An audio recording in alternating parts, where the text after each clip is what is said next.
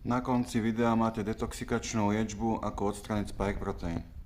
Neprejde asi ani jeden deň, aby som sa nedočítal, že nejaký mladý človek náhle nezomrel. Len tak navždy odišiel milovaný učiteľ tanca, 37-ročný, zlomilo to celé mesto, slzy tečú z očí jeho žiakov aj kolegov.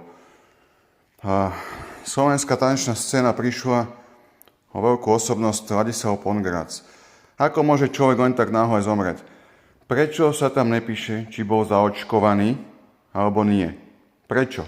To by sa malo hneď automaticky písať a robiť z toho štatistiky. A nie toto utajovať.